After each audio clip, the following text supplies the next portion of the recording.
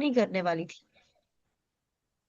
मैं चाहती थी एक्चुअली कि मैं आप लोगों से बहुत ओपनली वचन के द्वारा इन बातों को करूं, सो दैट मैं आपको सिखाऊं, क्योंकि हम लोग आगे अगर बढ़ेंगे ना, और अगर इस तरीके का काम होगा तो ये सेशंस एक्चुअली आपके कोई हेल्प के नहीं रहेंगे।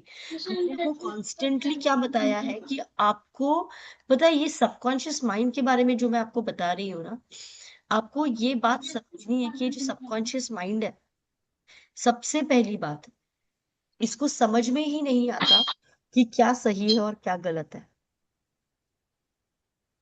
आपको पता है आर्किटेक्ट होते हैं, उसकी हाथ के नीचे काम करने वाले कारपेंटर्स होते हैं। देखा है कभी फर्नीचर बनते हुए? उनको सिर्फ लकड़ी काटनी आती है, उनको सिर्फ जहां से बोलोगे, जैसा शेप देने बोलोगे उतना शेप देना आता है, उसके अलावा नहीं आता उन्हें कुछ करना। आपको पता है इतना? हम्म। उनको नहीं आता कुछ। हाँ। लेकिन एक आर्किटेक्ट होता है, आर्किटेक्ट को आर्किटेक्ट पढ़ाई करता है, 3 3 4 4 5 5 साल की। उसको पता है कितना मीटर काटना है, कितने इंचेस काटना है, कैसा शेप देना है, क्या करना है। और वो टू द डिटेल आर्किटेक्ट होता है, वो एकदम डिटेल में एक्सप्लेन करता है कि यहाँ से ऐसे करना, वहां से वैसे करना, इधर से प्लाई को ऐसे मोड़ना, उधर से इतना मोड़ना, इतने इंच छोड़ना, उतने इंच छोड़ना। उनको कुछ भी नहीं मालूम, लेकिन आर्किटेक्ट जो होता है वो फाइनल चीज अपने माइंड में देख लेता है कि उसको मुझे ऐसे बनाना है, एक पिक्चर बना लेता है अपने माइंड में कि ये फाइनल आउटकम आना चाहिए। हम्म। वो पिक्चर उसको जरूरी नहीं है अपने कारपेंटर को दिखाने की, वो सिर्फ कारपेंटर को करने लगाता है, ऐसे कर, ये कर, ये कर, ये कर, ये कर, ये कर, बस। और वो कारपेंटर करता जाता है। और अगर आर्किटेक्ट ने गलत बता दिया ना, वो कारपेंटर गलत गलत कर देगा। करेगा कि नहीं गलत गलत? बोलेगा आर्किटेक्ट ने जैसे बताया वैसे किया मैंने। यस। ठेकेदार होते हैं जो बड़ी बड़ी बिल्डिंग्स बनाते हैं, वो लोग इमेजिन करते हैं बिल्डिंग ऐसी बननी है, बिल्डिंग वैसी बननी है। आर्किटेक्ट इमेजिन करता है बिल्डिंग ऐसी वैसी बननी है। फिर वो ठेकेदार के पास जाएगा कि अरे तुम अपने मजदूरों को लाओ, और फिर मजदूरों से ईंटें रखना है। जो ईंटें रखता है उसको उसका कॉलर पकड़ोगे क्या अगर कोई बिल्डिंग में कोई प्रॉब्लम आया तो? हम्म।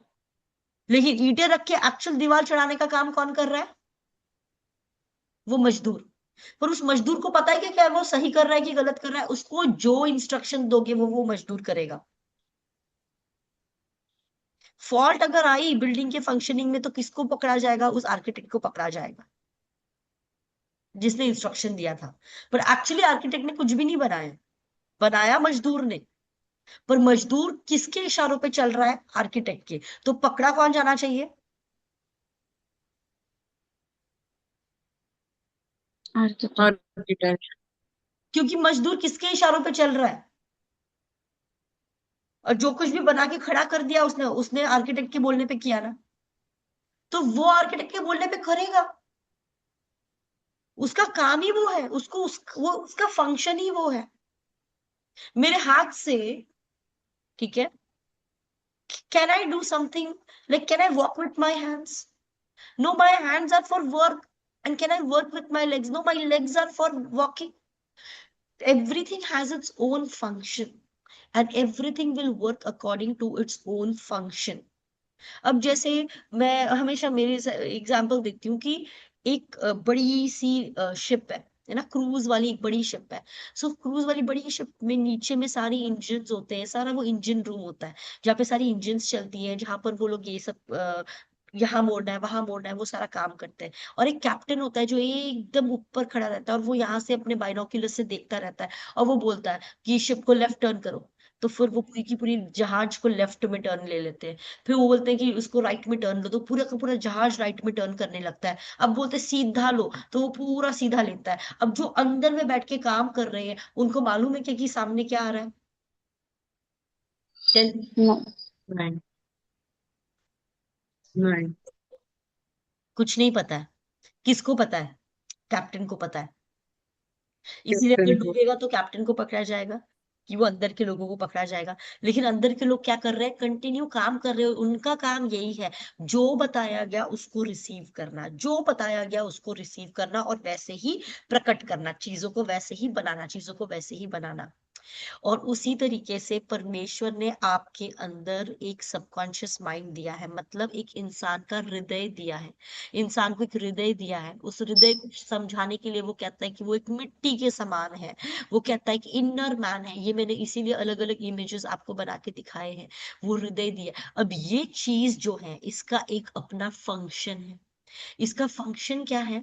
इसका फंक्शन ये है कि इसको जो भी रिपीटेडली बताया जाए, जो भी रिपीटेडली बताया जाए, उसमें से ये इंस्ट्रक्शंस फॉलो करके उस चीज को उस जीवन में, मतलब जिसके भी जीवन में, अगर मेरे जीवन में है वो, तो मेरा बॉडी का लाइफ में है वो, तो मेरा सबकॉन्शियस माइंड मेरे जीवन के लिए काम करेगा। तुम्हारा सबकॉन्शियस माइंड तुम्हारे जीवन के लिए काम करेगा। तो हर एक पर्टिकुलर इंडिविजुअल के लाइफ में वो सबकॉन्शियस माइंड दिया जाता है जो उसके लिए काम करता है और उसके जीवन का सब कुछ हैंडल करता है। तो मेरा वाला मेरे जीवन का सब कुछ हैंडल करेगा और मेरे सबकॉन्शियस माइंड का काम जो है वो उतना ही करेगा। उसका काम एक है कि जो भी रिपीटेडली उसको इंस्ट्रक्शंस दूंगी, जो भी रिपीटेडली उसको इंस्ट्रक्शंस दूंगी, वो इंस्ट्रक्शंस वो कन्वर्ट करेगा मेरी रियलिटी में। क्या करेगा? जो इंस्ट्रक्शंस उसको दूंगी वो उसे मेरी रियलिटी में कन्वर्ट करेगा। इसको किसने यहां पर रखा है? इसको परमेश्वर ने इस तरीके से रखा है। आपके हृदय, उसको हृदय बोलता है, उसको मन बोलता है, उसको इनर मैन बोलता है, उसको बोलता है एक भूमि के समान बोलता है। एक भूमि जो अपने ऊपर में अलग अलग प्रकार के सुंदर फ्लावर्स उगाती है, कभी कभी अच्छे अच्छे फलों के वृक्षों को उगाती है, अलग अलग चीजों को उगाती है। तो उस तरीके की भूमि वो बता रहा है कि वो एक ऐसी भूमि है, उसके ऊपर तू ऐसा ऐसा उगा, ये कर वो कर। तो वो उगा के देती है। जैसा बोलोगे वैसा उगा के देगी, जैसा बोलोगे वैसा उगा के देगी। उसका काम है उगा के देना। उसका काम नहीं है बीज को लाना। वो बीज देने वाला वो इंसान है, वो इंस्ट्रक्शन देने वाला इंसान है। और उसके बाद में इसका काम है बस जो इसको दिया जाएगा उसको रियलिटी बनाना है। तो जो इंस्ट्रक्शन मैं दूंगी वो उसको रियलिटी बनाएगा, जो बीज दिया जाएगा उसको वो फलवंत करेगा। तो ये काम उसका है। अब वो इंस्ट्रक्शन लेता कैसे है? वो इंस्ट्रक्शन लेता कैसे है? सबकॉन्शियस माइंड इंस्ट्रक्शन कैसे लेता है? सबकॉन्शियस माइंड इंस्ट्रक्शन अपने आप ही ले लेता है। कैसे? कैसे लेता है अपने आप ही? repeated meditations. जो भी थॉट्स आप सोचते हैं, जो भी चीजों को आप मनन करते हैं और जो भी चीजों को आप सोचते हैं, उन चीजों को अपने आप वो इंस्ट्रक्शन के तौर पर ले लेता है। जो भी चीजों को आप सोचते हैं, उन चीजों को वो अपने ही आप इंस्ट्रक्शन की तौर पर ले लेता है। उसे बताना नहीं पड़ता कि तू ये मत लेना। मैं ना आज बहुत चिंता कर रही, मैं ना 1 महीने से बहुत चिंता कर रही हूँ, आज जो चिंता करूंगी ना उसको लेना मत, ये नहीं बता सकते। तुम बोलो या ना बोलो वो ले ही लेगा। तो भले मैं थोड़े टाइम के लिए बड़ी उत्साह में आती हूँ, पर मेरा मेजर जो है ना वो चिंता एक है, एक अंदर में एक लगी हुई एक चिंता है। सो अगर अंदर में लगी हुई तुम्हारी एक चिंता है ना, तो एक्चुअली जो इंस्ट्रक्शन ले रहा है ना वो वही वाले ले रहा है। अब फॉर एग्जाम्पल, मैं अगर कहती हूँ बहुत महंगाई हो रही है, महंगाई बहुत ज्यादा मेरे को तकलीफ दे रही है, पैसे मेरे को बहुत संभालने, महंगी बहुत है, अफोर्ड नहीं कर पा रही हूँ, ये नहीं कर पाऊंगी, अफोर्ड नहीं कर पाऊंगी, महंगाई हो रही है। आपका वो थॉट है जो हमेशा चलता है, महंगा बहुत है। इट विल मेक श्योर कि आप उस महंगाई को कॉन्स्टेंटली एक्सपीरियंस करो। वो आपको ऐसे सिचुएशंस में वापस वापस डालेगा कि कॉन्स्टेंटली आप महंगाई का एक भार एक्सपीरियंस करोगे। कब, कैसे करोगे? आपको वो उस लेवल की प्रॉस्पेरिटी में एंटर ही नहीं करने देगा। आप उसी लेवल पर रहोगे। हर चीज आपके लिए बहुत महंगी महंगी महंगी, बड़ी महंगी लगती, क्योंकि आप कॉन्स्टेंटली ऐसे सोचते हो। आसानी से जॉब मिलना नहीं होता आजकल, इतना आसान नहीं है, इतना आसान नहीं है, इतना आसान नहीं है। तो इतना आसानी से मिल जाता है क्या? ऐसा नहीं हो सकता, इतने आसानी से मिलना नहीं है। It has received it as an instruction. It will make sure you will never easily get a job.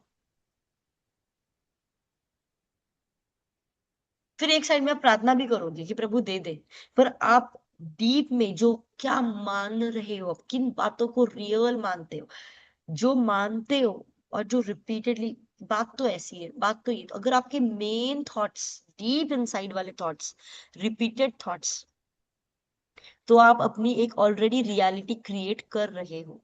ये व्यक्ति मुझे नहीं लगता अभी इसके लिए जाकर के जॉब मिलना आसान होगा। आप ऑलरेडी उस व्यक्ति को उस नजर से देख रहे हो, ऑलरेडी देख रहे हो, इतना प्रभाव में देख रहे हो, आपका प्रभाव उस पर वो होगा ही कि वो व्यक्ति उस तरीके का सेटलमेंट में नहीं आएगा। ये आप चाहो या ना चाहो, आप ये रियलिटीज ले रहे हो, कर ही रहे हो आप। इतना डेंजरस है बिकॉज सबकॉन्शियस माइंड के पास उसका फंक्शनैलिटी है ही नहीं, सोचना कि क्या मेरे लिए अच्छा होगा, जिस शरीर में मेरे मेरे खुद के लिए क्या अच्छा होगा। No, you are the one, आपका कॉन्शियस माइंड जो है ना, जो चूज कर सकता है कि मैं ये सोचूं भी कि नहीं सोचूं। क्योंकि वरी क्या है, वरी भी अपने आप में एक प्रकार का मेडिटेशन है। चिंता अपने आप में एक प्रकार की मेडिटेशन है, लेकिन वो मेडिटेशन है दुनिया के प्रॉब्लम्स की। दुनिया की प्रॉब्लम्स को जब आप मेडिटेट करते हो, आप वरी में एंटर करते हो। शैतान को अवसर मत देना, do not give room to the enemy. Where is the word in efficiency?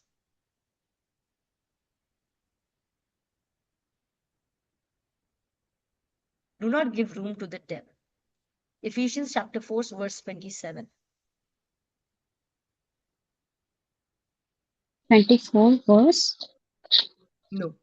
Ephesians chapter 4 verse 27. Yeah. Hmm.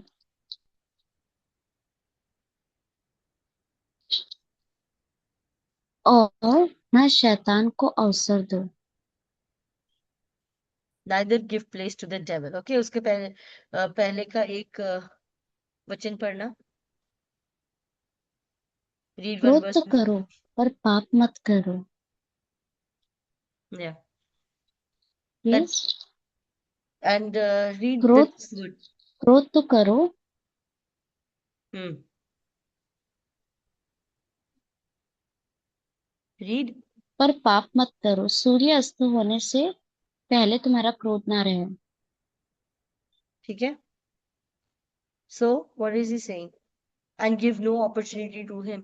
And don't give any opportunity to the devil. So, devil needs opportunity. Understand that. The devil needs opportunity. The devil needs room. The devil needs foothold. So, अगर आप बोल रहे हैं कि मैं पछाड़े जा रही हूँ, वीक फील कर रही हूँ माइंड में, who is doing that to you? वो कौन करा रहा है वीक फील? परमेश्वर तो नहीं करा सकता, और बीच का कोई और है नहीं। आपको हमने वचन पढ़े थे कि जो कलेश आए वो किसके कारण आए? जो वचन आपके अंदर में है उसके कारण कलेश आया। Do you want to read that again? Matthew chapter 13 में हम थे। Matthew chapter 13। या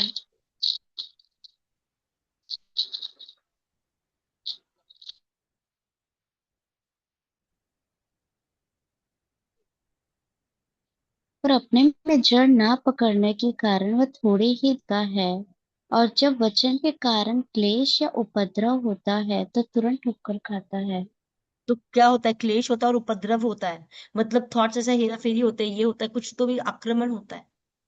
क्योंकि एक वचन है, मैंने आपको बताया था, शैतान सामान नहीं चुराएगा, शैतान वचन चुराता है। शैतान आनंद को चुराता है, शैतान, क्योंकि वो वचन जो है वो काम कर जाएगा। वचन है जो एक्चुअली काम करता है। वचन को अगर तुमने अपने अंदर में समाया और उसको बड़ा प्रोटेक्ट किया और उस वचन को मनन करते गए, मनन करते गए, तो वो वचन एक्चुअली इतना ब्यूटीफुल रियलिटी क्रिएट करेगा। कैसे? क्योंकि वो वचन जो है वो आपके सबकॉन्शियस माइंड की भूमि में एंटर करेगा। उसको वो ही मनन मनन, तो उसको रिपीटेडली सोचोगे, परमेश्वर मुझे उन्नति करा रहा है, परमेश्वर के जो प्लान्स है वो मेरे जीवन के लिए उन्नति के प्लान्स है, मेरी उन्नति हो रही है, मेरी उन्नति हो रही है। Now when you are speaking these words, over and over again. You start thinking that again. Then when you make it your own and you keep on doing it, it becomes your thought, it becomes your way of thinking, it becomes your belief. And when it enters your subconscious mind will take it as an instruction and make sure कि next जो life में होगा वो एक भलाई और एक beautiful future है। क्योंकि अब वो क्या करेगा, सबकॉन्शियस माइंड अलाइन हो जाएगा वचन के साथ। तो वचन को रियलिटी में लाने के लिए परमेश्वर ने ऑलरेडी आपके अंदर में उसको दे दिया है, जो वर्क करता है और वो रियलिटी तक आपको लेकर के जाता है। तो आपको बराबर से एक नेक्स्ट पूरा एक अच्छा माहौल बना के वो आपके सामने बनाएगा। इसीलिए मैंने आपको क्यों ये सब चीजें दिखाई, अपनी फीलिंग। अब मैंने ये पूरे सेशन में मेरा मेन टॉपिक ये था सबकॉन्शियस माइंड का। ये सबकॉन्शियस माइंड में आने के पहले इतना दिनों से मैं बता रही हूँ, फीलिंग्स पे मत भरोसा रखना, अपने आंखों से भी देखी हुई चीजों की तरफ मत ध्यान देना, ये पे भी मत ध्यान देना, वो पर भी मत ध्यान देना, मत ध्यान देना, क्योंकि ये सब चीजें भरमा सकती है। लेकिन प्रभु के बारे में जो सच्चाई को आप जानते हो उसको एकदम टाइट पकड़ना, क्योंकि वो आपकी दुनिया बदलेगा। क्योंकि उसको जब आप इतना वैल्यू करोगे, पहले तो मैंने इतने दिनों में आपको सेट किया कि आप उसके वचन को वैल्यू करना सीखो। इतना वैल्यू कि वही जो कुछ है सब कुछ है, वही सबसे मेन है। और अगर उसने कहा है ना, मतलब वो होगा। अगर उसने बोला है ना कि उसके कोड़े उसने खा लिए हैं तुम्हें मुक्त करने के लिए अपनी तकलीफों से, अगर उसने बोल दिया है मतलब ये है। So when you will take his word Amen. as real, what will happen? That is what you are thinking, that is what you are speaking, that is what you are declaring. So when you start declaring, मैंने कुछ confessions मैंने भेज भी है, जिसको problem होती है mind में, वापस वापस गलत गलत विचार आते हैं, तो मैंने उस व्यक्ति को कन्फेशंस भी भेजे हैं, चीजें भी भेजी है मैंने कि आप इसको ही रिपीट करना। तो ऐसे टाइम्स पर आपका काम क्या है, रिपीट करना है उन चीजों को। तो कैसे फिर वो एंट्री करेगा, उसको रूम का कैसे मिलेगा एंट्री का, कैसे एंट्री करने का रूम मिलेगा बताना। उसके बाद आपके पास टंग्स है, तो आप उस फ्लो को जो वो एंटर करके जो थॉट्स दे रहा है, जिनको आप एंटरटेन कर रहे हैं, वो थॉट्स को ब्रेक करने के लिए आपके पास चीजें हैं ना। तो उन चीजों का अगर इस्तेमाल ही नहीं करेंगे तो फिर और आने में, आज 3 दिन बीते फिर कल 4 दिन बीतेंगे, आप मेरे को पूछोगे, मैं आपको एनकरेज ही करूंगी, मैं आपको क्या करूंगी, वो समय में आपको सांत्वना दूंगी, पर डिले आप ही अपना बना रहे हो। मैं मैं अपना काम करूंगी, आपको तकलीफ हुई और अगर आप मेरे को बोलेंगे तो I will support you, I will pray for you. But मैं आपके आपसे ज्यादा कुछ नहीं कर सकती ना। आपके अंदर में है ना आपके बॉडी का सबकॉन्शियस माइंड, वो तो आपको दूसरी दिशा में लेके जाएगा, कि जो इंस्ट्रक्शंस आप दोगे वो तो आपको लेके चला जाएगा उस इंस्ट्रक्शंस में। तो इसीलिए ऐसा नहीं कि ये करना अच्छा नहीं होता, ये करना अच्छा नहीं होता, वहां तक की बात नहीं है, ये करना इतना डेंजरस होता है, क्योंकि आप अपनी डेस्टिनी को ऑल्टर कर रहे हो, प्लेइंग विथ योर डेस्टिनी। अगर तुम आत्मा पाए हुए व्यक्ति, तुम्हारे ऊपर कॉलिंग नहीं होती तो कोई बात होता, परमेश्वर के राज्य में नहीं होते तो कोई प्रॉब्लम नहीं था। लेकिन प्रभु के राज्य में हो, प्रभु ने चुना है, परमेश्वर ने बड़े कामों के लिए इस्तेमाल करना चाहा है, परमेश्वर तुम्हारे जीवन के द्वारा कुछ करना चाहता है, तुमसे बोलना चाहता है, तुमको वो अपने साथ में अलाइनमेंट में ला रहा है, तुमको कुछ ऐसी बातों को सिखा के दे रहा है। तो क्यों नहीं उस प्रोसेस को एंजॉय कर रहे हो, क्यों नहीं उस चीज को कर रहे हो, किस चीज की कमी दे रहा है वो बताना, क्यों नहीं उस चीज को अच्छे से ले रहे हो। वो सीखो ना, ये टाइम दे रहा है आपको सिखाने के लिए, कौन सा डिले हो रहा है, कुछ नहीं डिले हो रहा है। गड़बड़ी करके अभी तो मॉर्निका ने तो एस्तर को बता दिया कि एस्तर तुझे जाकर के ये करना है। एस्तर ने भी अपने माइंड में सोच लिया ठीक है मैं मरूंगी तो मैं मर जाऊंगी। लेकिन फिर एस्तर ने क्यों बोला कि तुम 3 दिन तक रुक के उपवास प्रार्थना करना, ये करना, फिर भी क्योंकि वो फट फट फट फट जाके कुछ करने के लिए नहीं भाग गई। She took the time to pray and speak about it with her God, and अपने गॉड से वो क्या इंस्ट्रक्शन लेता है वो लिया उसने। उसके बाद में ये उसको आप बताओ किसने बताया उसको कि तू ना Hallelujah. जाकर के इस तरीके से बैंक्वेट तैयार करना, तू ना ऐसा मेज बनाना, उधर बुलाना, ये सब किस कब पता चला उसको। वो 3 दिन की प्रार्थना में जब प्रभु के साथ बैठी थी ना, तब प्रभु ने उसको बराबर बताया कैसे कैसे क्या क्या करना है, उसको सब उसका पूरा गेम प्लान बना दिमाग में। इसलिए राजा के पास जब गई तो डायरेक्ट डायरेक्ट राजा को बोला कि आज शाम को आपके लिए मेज तैयार कर किया है, आप आना। इतने बड़े राजा के लिए मेज पहले से उसको मालूम था आएगा वो।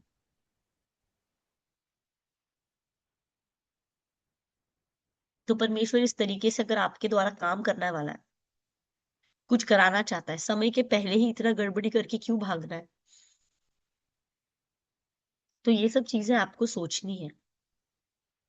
आप समझ रहे हो मैं क्या कह रही हूँ? All of these things you have to think really, कि सचमुच में क्या मेरा परमेश्वर यहाँ तक लाके मुझे नाश करेगा क्या?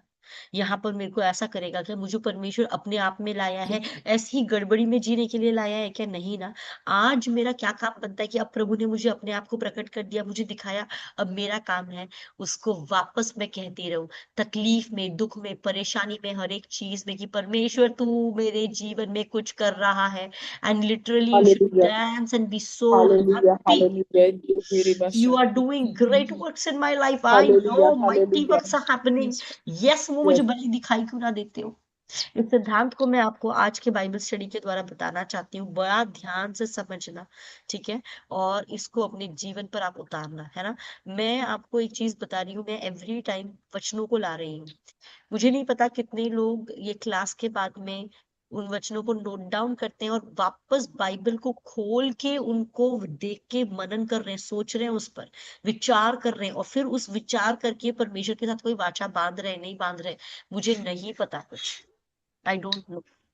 बट अगर आप नहीं कर रहे हो तो ये बातें कोई आपके अंदर में रजिस्टर्ड होके नहीं रहेगी जिंदगी भर, ये निकल जाएगी। ये चीजें बैठने थोड़ी वाली है। इनको अगर लाइफ टाइम की टीचिंग बन के अपने हृदय में उतारना है तो उन वचनों पर जाकर के मनन करना होगा, ठीक है? चलो अब हम आते हैं हमारे मेन बाइबल स्टडी पे, which is book of numbers, गिनती की पुस्तक, उसका चैप्टर 13। Mm. ठीक है? हम्म। हम लोग आज कन्फेशंस लेंगे, और जो कन्फेशंस हम आज लेने वाले हैं वो confessions immediately after our class I am going to send in the group. Now you yourselves are matured people. तुम्हें अगर थॉट लाइफ में चीजें सता रही हैं, तुम्हें खुद को पता है कि तुम्हें इसे कितनी बार बोलना है। हो सकता है कोई एक ऐसा व्यक्ति हो जिसको एक बार बोलने से काम बन जाएगा, हो सकता है वो 2 बार, या फिर लिटरली अगर तुम सच में शैतान को ऐसा चमाट लगाना चाहते हो ना, मैं बोल रही हूँ 1-1 घंटे का तुम लगा दो अलार्म। जैसे अलार्म बजा Amen. फिर चिल्ला उठना, जैसे अलार्म बजा फिर your whole body Hallelujah. Will start aligning. घोषणा करने Amen. से कुछ होता है, everything will start aligning. Amen. तो करके देखो Amen. चीजें बदलेंगी। You try and you Hallelujah. Hallelujah. लगाओ 1-1 घंटे का, और तुम Amen. देखो। हाँ. और एक बार बीच मिडिल ऑफ द नाइट का भी तुम लगाओ और उठो और जो दहाड़ दो एक जोर से, ये चीजें। Hallelujah. शैतान टाइम वेस्ट Yes. करने का मैं बता रही हूँ। इंसान धरती पर मल्टीप्लाई होते हैं, शैतान मल्टीप्लाई नहीं होता। वो जितने गिरे थे उतने ही हैं, उतने ही है, लेकिन इस धरती पर आबादी बढ़ रही है। They are few in number. अगर उनको मालूम है इधर कोई काम नहीं बनने वाला, वो उधर आते भी नहीं है। उनको मालूम है कौन ज्यादा फालतू की बातों को मनन करता है, सोचता है, चल उसको ही जाके पछाड़ते हैं। Mm. अगर इस तरीके से वो करने लगा ना, कि जो सुनता भी नहीं है उसको भी वो जाके पछाड़ेगा, नहीं। उसके पास टाइम कम है और वो बहुत डिसिप्लिन है और वो अपना काम करते जाता है। वो निकलेगा किसी और के पास, कोई तो दूसरा टॉम डिक एंड हैरी ढूंढने। He doesn't waste his time. ऐसा तुम दहाड़ो अपने जीवन के बारे में, वो दूर दूर तक भी तुम्हारे पास नहीं आएगा। बात करना तो ये तुम करो, 1-1 घंटे लगाओ, करके देखो। देखो तुम कितना सामर्थ्य महसूस करते हो अपने अंदर में। A Christian is a person who speaks. Our world is created by speaking forth. God made every creation by speaking it out. We came into Christ by speaking. और क्या एग्जाम्पल मैं दूं? फिर उसी की एक अलग बाइबल स्टडी लेनी पड़ेगी मेरे को, स्पीकिंग वर्ड वर्ड। मैंने तुम्हें एक ही बात बताया था, तुम्हारे दिमाग में युद्ध होंगे, उन युद्ध में तुम थॉट्स जब वो देगा तब तुम दूसरे थॉट्स सोच करके उसको नहीं मार सकते। थॉट से थॉट्स नहीं मरेंगे, जहां थॉट दिया है वहां से मुंह से शब्दों को निकालना है, वो थॉट्स को मारने के लिए वचन की तलवार ही लगेगी।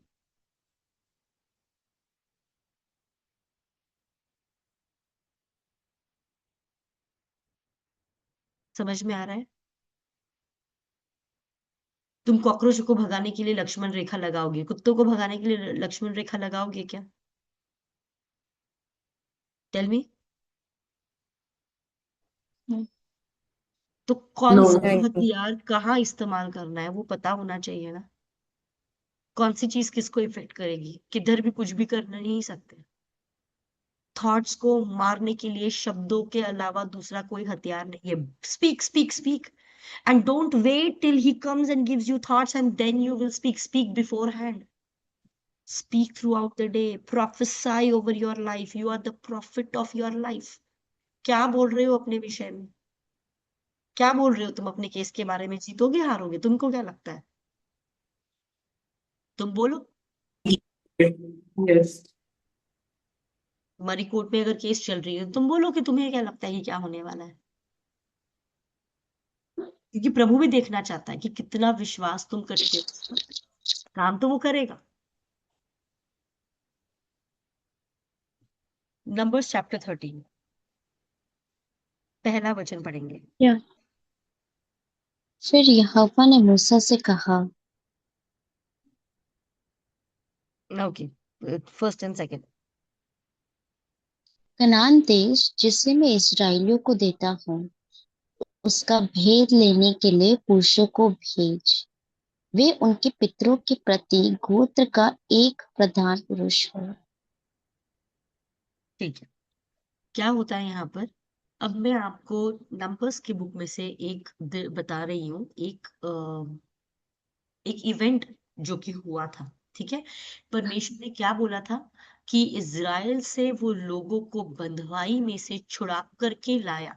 बंधुआई से छुड़ा कर लाने के बाद परमेश्वर ने क्या बोला, मैं तुम्हें क्या देने वाला हूँ? एक देश देने वाला हूँ, एक कनान देश है ना, जो मैंने ऑलरेडी अब्राहम को प्रॉमिस किया है, वो देश मैं तुम्हें दे रहा हूँ। ठीक है, अब कहता है कि अब हम उसमें जाने वाले हैं, अभी तक गए नहीं है, जाने वाले हैं।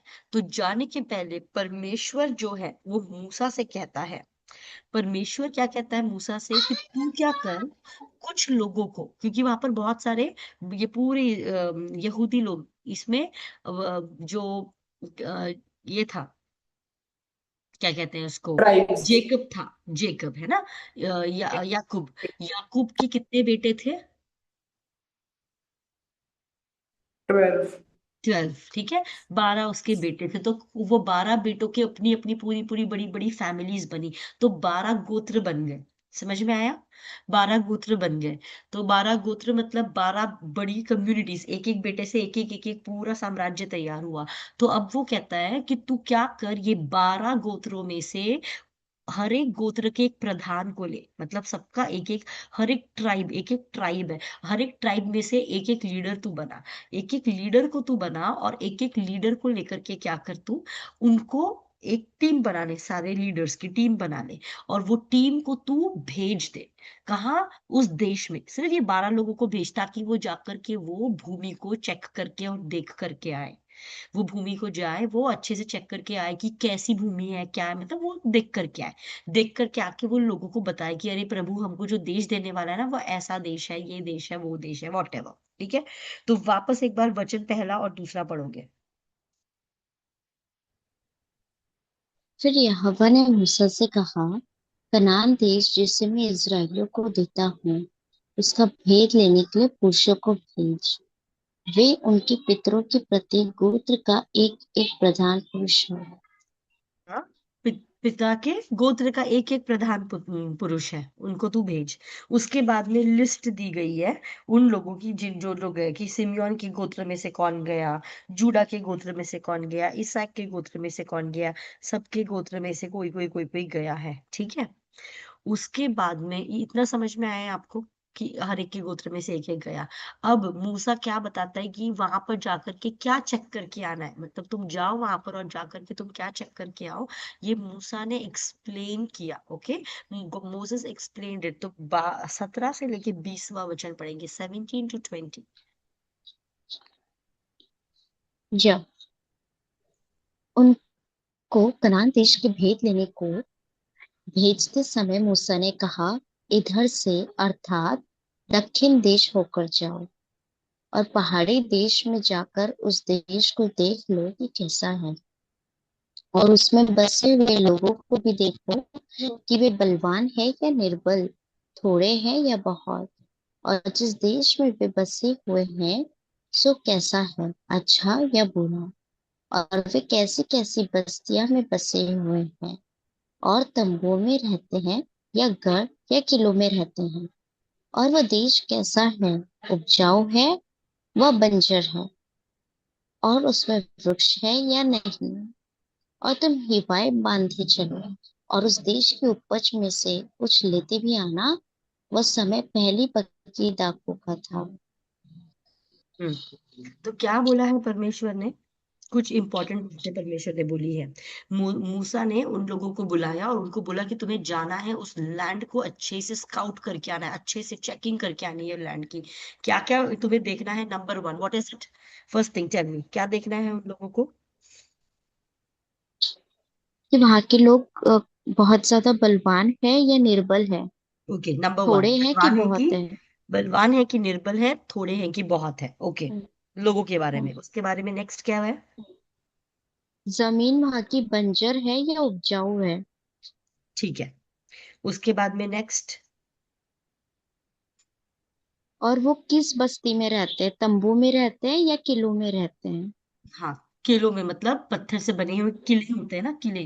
तो वो स्ट्रॉन्ग होल्ड्स बोलते हैं उनको, या किलों में रहते हैं या फिर वो तंबू बना के रहते हैं, कैसे रहते हैं। तो पहली चीज क्या बोली, तुमको जाकर के वो लोग कैसे हैं, बड़े हैं, शूरवीर हैं, छोटे हैं, कम हैं, कैसे हैं, वहां की जमीन कैसी है और वहां के घर कैसे हैं, ये 3 चीजें देखने बोली है।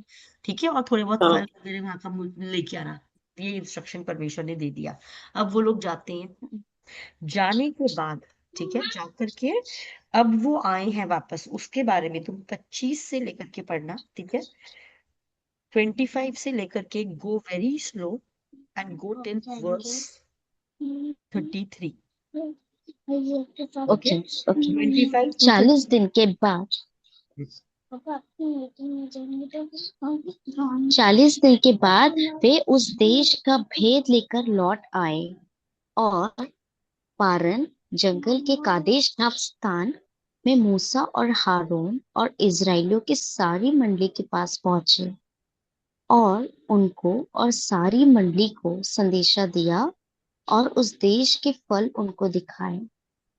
उन्होंने मूसा से यह कहकर वर्णन किया कि जिस देश में तूने हमको भेजा था उसमें हम गए, उसमें सचमुच दूध और मधु की धाराएं बहती हैं और उसकी उपज में से यही है, परंतु उस देश के निवासी बलवान हैं और उसके नगर गढ़वाले हैं और बहुत बड़े हैं।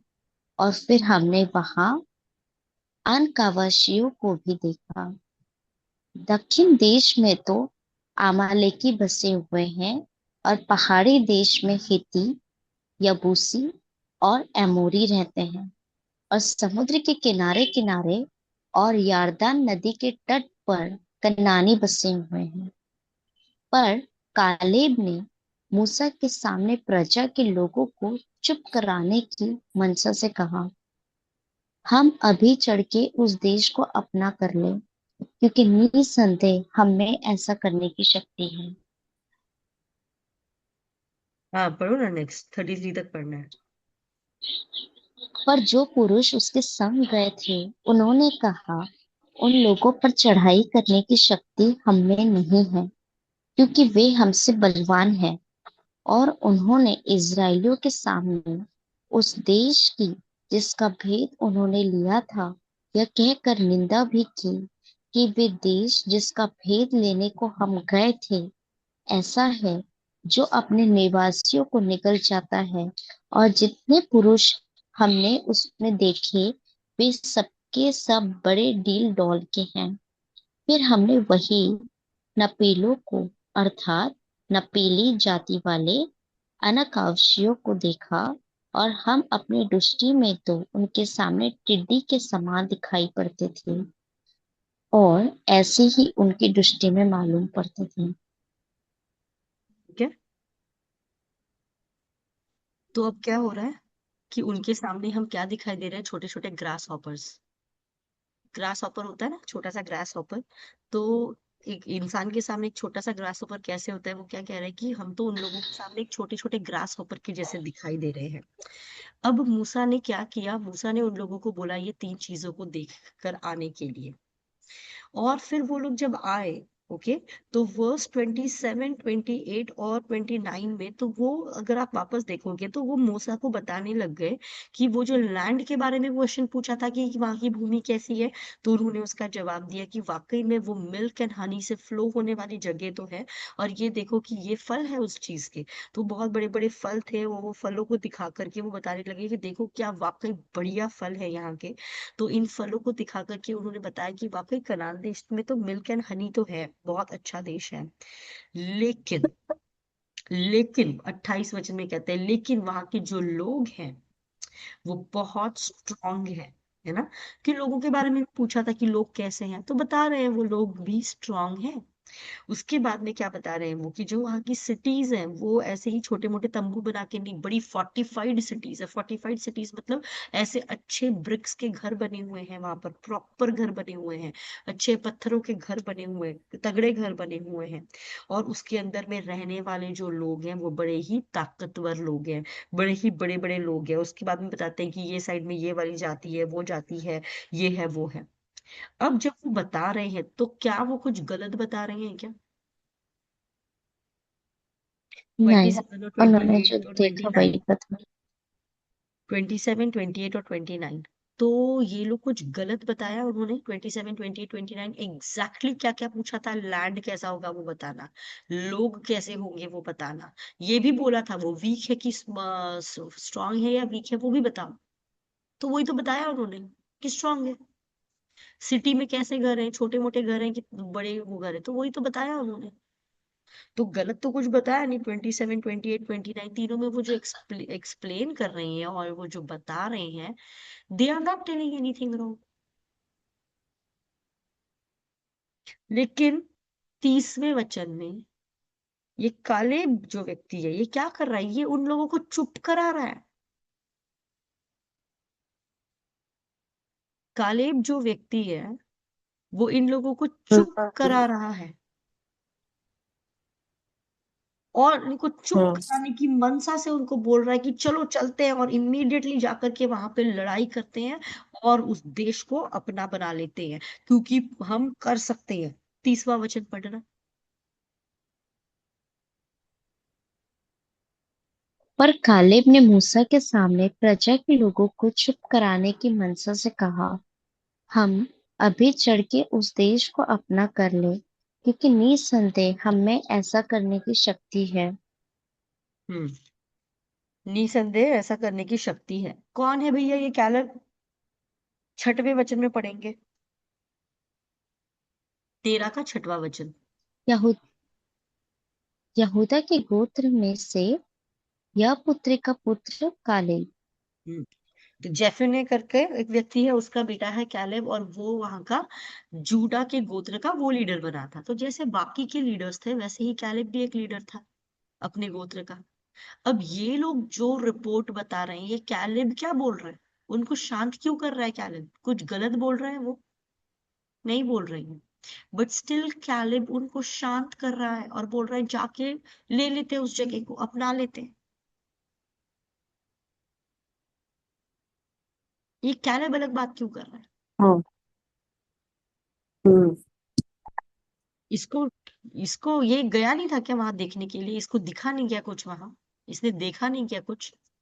साइज खुद का इतना है और उनका साइज इतना बड़ा है। ग्रास हॉपर इंसान के सामने कितना दिखता है?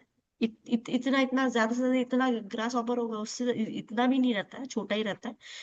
इतना भी अगर ग्रास हॉपर है तो इससे भी ज्यादा बड़ा तो ग्रास हॉपर है नहीं, तो फिर टेल मी।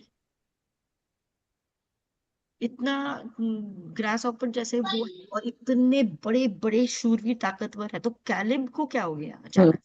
कैलिब को क्यों नहीं डर लग रहा है, और कैलिब क्यों बोल रहा है कि हम जाकर के कर सकते हैं?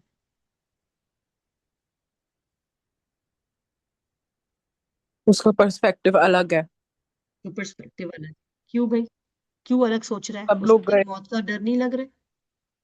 Why he is talking because like that? That was promise land है ना, तो उसको मालूम है। फेथ फेथ है उसको, प्रॉमिस लैंड है उसको मालूम है, अच्छी बात है। तो क्या इन लोगों को एंड नहीं बताया पास्ट था? पास्ट टेस्टिमनीज के कारण।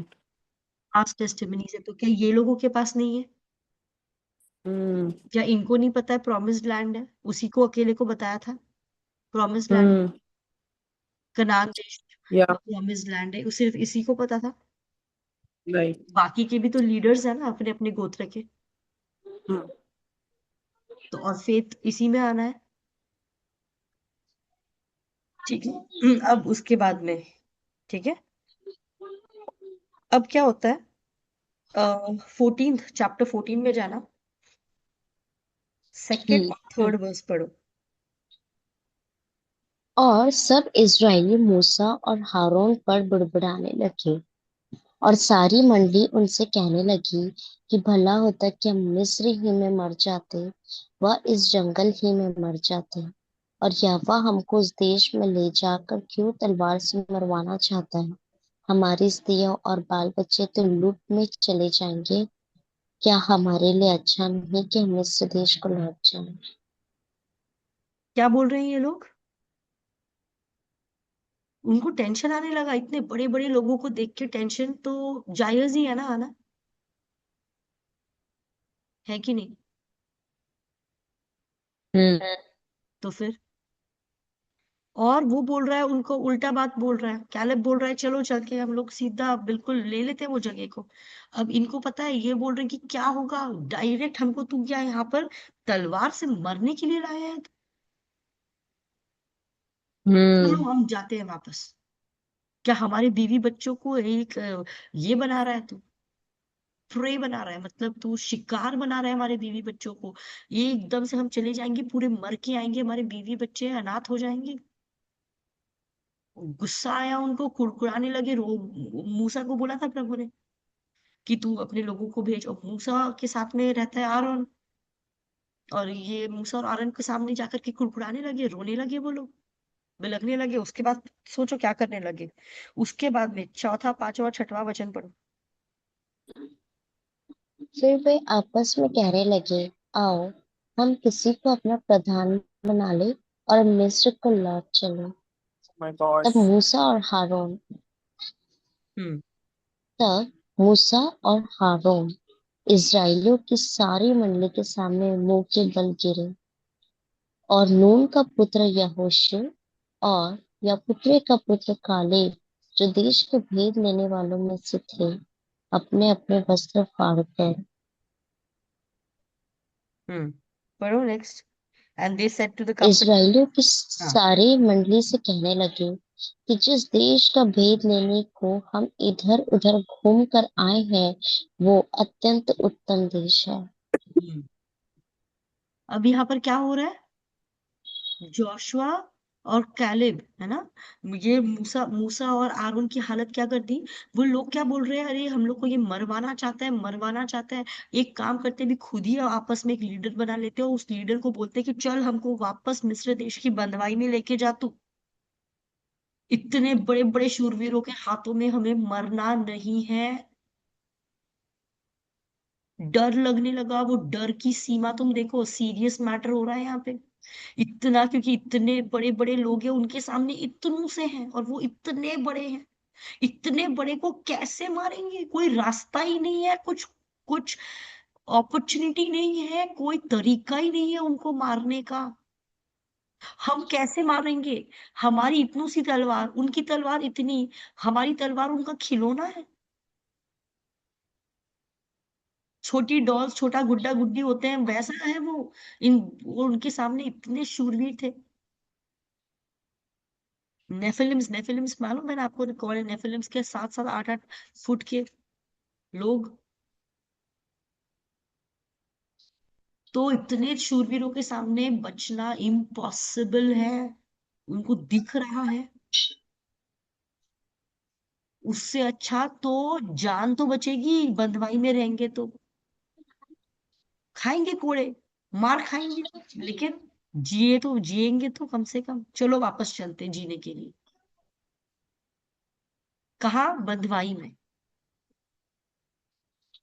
लेकिन मूसा और हारून क्या एकदम गिर गए, नतमस्तक हो गए, अरे मत करो ऐसे। तब जो 12 लोग थे, है ना, 12 लोग थे, उसमें से कौन फेमस है? मूसा तो फेमस है भाई। मूसा तो कैसा फेमस है, उसके साथ तो डायरेक्ट परमेश्वर बात करता है। आरोन कौन है? आरोन को तो डायरेक्ट परमेश्वर ने उठा करके मूसा के साथ साथ में रखा, और मूसा और आरोन ने मिल करके इतने बड़ा किया कि उन लोगों ने मिस्र देश से निकाला अपने लोगों को। तो वो तो बड़े लोग हैं भाई। जोशुआ कौन है? जोशुआ भी बड़ा व्यक्ति है, क्योंकि जोशुआ जो है वो बिल्कुल मूसा का असिस्टेंट बन के पीछे पीछे पीछे रहता है। लेकिन ये सब में 12 लोग थे, 12 लोग भेजे गए थे। 12 लोग में कौन थे? जोशुआ था, कैलेब था, और फिर बाकी के 10 लोग थे। तो ये 12 लोगों में जोशुआ जो है वो बड़ा बड़े जो लीडर है, मूसा और आरोन, वो मूसा और आरोन ये जो बड़े लीडर है, जोशुआ उनके साथ साथ रहने वाला व्यक्ति है। लेकिन कैलेब कौन है? कैलेब भी ऐसा कोई नहीं है कि कोई बड़ा शूरवीर है। लेकिन मैंने बताया ना, जब प्रॉब्लम आती है, जब सिचुएशन आती है, तब अंदर में क्या भरा है वो उभर के आता है। तो वो भी इज़राइल के गोत्र में का था, वो भी इज़राइल की कौम में का था। पर इज़राइल के कौम में कुछ थे जो यहोवा की वचन को एकदम अच्छे से जानते थे, अच्छे से मानते थे, पूरा विश्वास करते थे। और कुछ थे जो इतना विश्वास नहीं, देखते हैं होता है कि नहीं, देखते हैं अच्छा वो लीडर बताएगा तो देखेंगे, मतलब वो खुद का उनका रिलेशनशिप नहीं बनाया उन्होंने कभी प्रभु के साथ। अब कैलेब एक ऐसा व्यक्ति था जो जिसने चुनाव किया, जो चाहता तो उन लोग के साथ भी कर सकता था, लेकिन कैलेब, हमको इसमें से मालूम चलता है कि कैलेब क्या था, जोशुआ के साथ साथ। क्योंकि जैसे जोशुआ, जब लोग ऐसा करने लगे और मूसा और वो गिरा, तो कैलेब इनकी तरफ हुआ। किसके तरफ? मूसा, आरोन और जोशुआ, इनकी तरफ कैलेब, जोशुआ के साथ साथ कैलेब बोलने लगा।